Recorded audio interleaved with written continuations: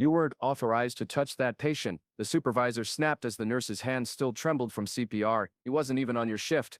But she was the only one who acted. The next morning, a high-ranking officer entered the ICU, carrying a folded American flag, and a question that brought the entire hospital to silence. Ever seen someone punished for doing the right thing? Type 1, if you have. Welcome to QH. Let's uncover what really happened. It began as an ordinary Tuesday morning at St. Mary's Hospital. Nina Walker, a 30-year-old nurse with 6 years of experience, was known for her meticulous adherence to protocol, but also for her unwavering belief that patients always came before paperwork. Nina noticed the slight tremble in his hands as orderlies wheeled in the new transfer patient. Edward Langston, 78, wore a faded veteran's cap that had seen better days. A small oxygen tube ran beneath his nose, and his weathered face carried deep lines of a life fully lived. The medical chart indicated he'd been transferred for specialized cardiac care after a series of concerning episodes. As Nina passed by, clipboard in hand, reviewing another patient's medication schedule, she heard it.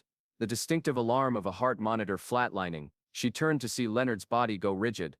The orderlies froze, uncertain. In that moment, no doctors were present in the hallway. Without hesitation, Nina dropped her clipboard. The sound of plastic hitting linoleum echoed through the suddenly silent corridor. She rushed to Leonard's side, lowering the stretcher guardrail. "Code Blue," she shouted, her voice steady despite the adrenaline flooding her system. "Get a crash cart." Her hands found their position on Leonard's chest, interlaced fingers, arms straight, shoulders aligned. She began compressions with mechanical precision. 1, 2, 3, 4.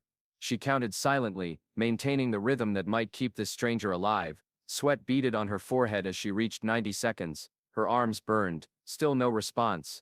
"Come on," she whispered. "Fight." After nearly 2 minutes, which felt like an eternity, Leonard's chest suddenly heaved on its own. A weak but definite pulse returned. Nina stepped back, her scrubs damp with perspiration, her arms trembling from exertion. That's when Supervisor Sharon Bates appeared, face contorted with bureaucratic fury. She didn't ask about the patient's condition, didn't acknowledge the life just saved. "Who authorized you to intervene?" she demanded, voice cutting through the tense atmosphere. "This patient isn't assigned to your ward. You violated protocol." Nina stood speechless, still catching her breath, as Margaret confiscated her ID badge. "You're suspended pending review. Clear out your locker." Nina looked once more at Leonard, now breathing steadily as the emergency response team finally arrived. She nodded slightly, then walked away, her footsteps echoing in the suddenly silent hallway. "Stories like this exist because of people like you. Stay with us and help spread what's right." Nina sat alone in the staff break room, staring at her reflection in the coffee she hadn't touched. The suspension notice lay beside her, effective immediately. The hospital administration had called an emergency review meeting in an hour. The unauthorized medical intervention outside her assigned responsibilities. Through the glass walls, she could see her colleagues casting sympathetic glances, but most averted their eyes.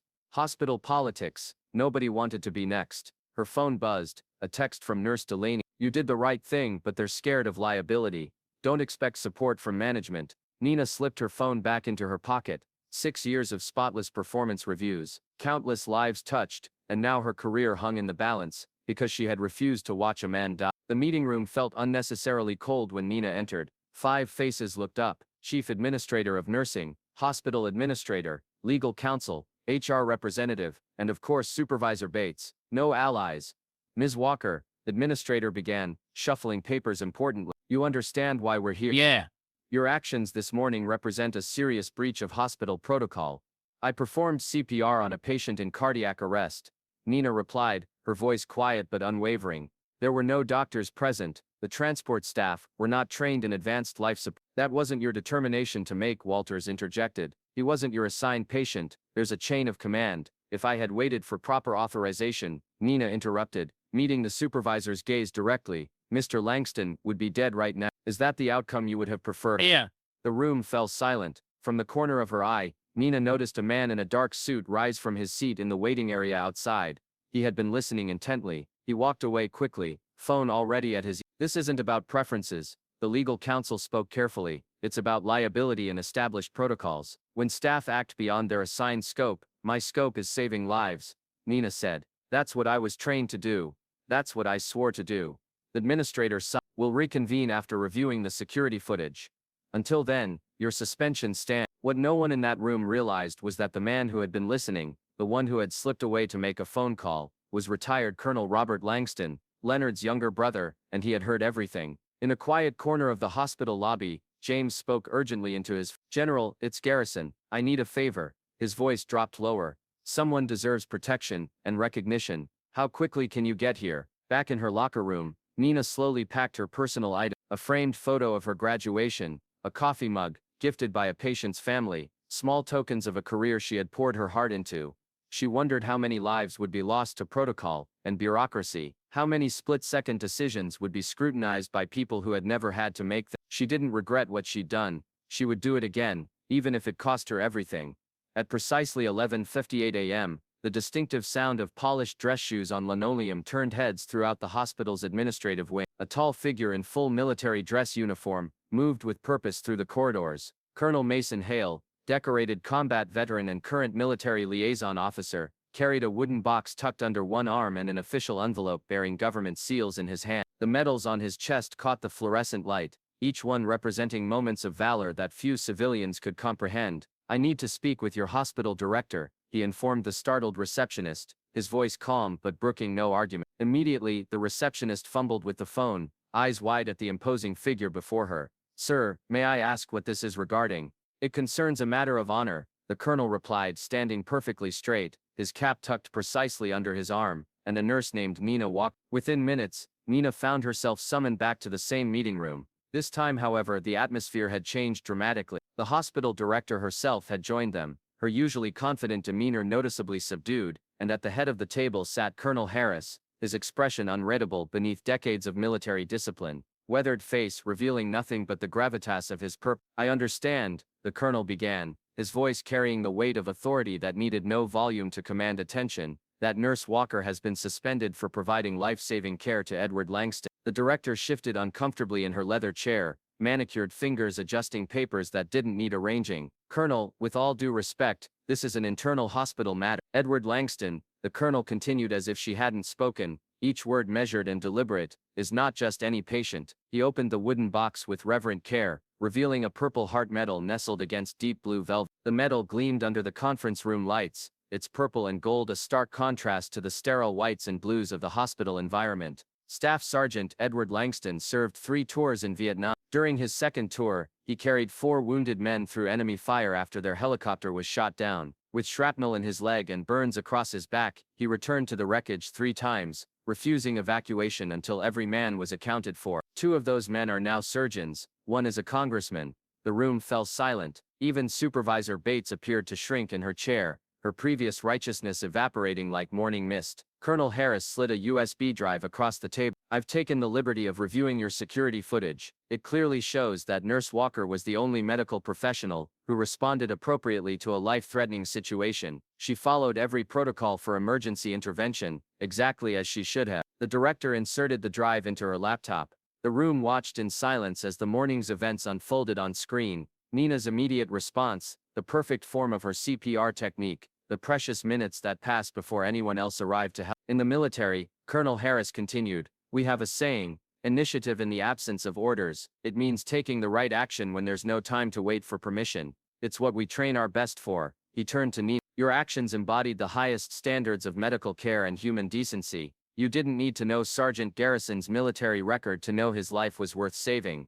The hospital director cleared her throat. In light of this additional context, I believe we should reconsider our position. Miss Walker's suspension is lifted immediately. That's not enough, Colonel Harris said firmly. This woman deserves recognition, not apology. She exemplifies everything your hospital should stand for. The director nodded slowly. You're right, and we will address our emergency response protocols to ensure this situation doesn't repeat itself. Supervisor Walter stared at her folded hands, unable to meet anyone's eyes. Sometimes, Colonel Harris said, rising to his feet, the bravest thing isn't running into combat. Sometimes it's standing up to the people who should be on your side. He extended his hand to Nina. On behalf of the armed forces and the Garrison family, I thank you. As Nina shook his hand, she noticed something she hadn't before. The colonel wore a medical service pin on his uniform. He had once been one of them. You don't owe me an apology, Colonel Harris told the hospital staff, as he prepared to leave. You owe her your gratitude. Some people don't need authority, just the instinct to save lives. Subscribe to never miss stories about those who dare to do what's right. 3 days later, Nina stood beside Edward Langston's bed in the ICU.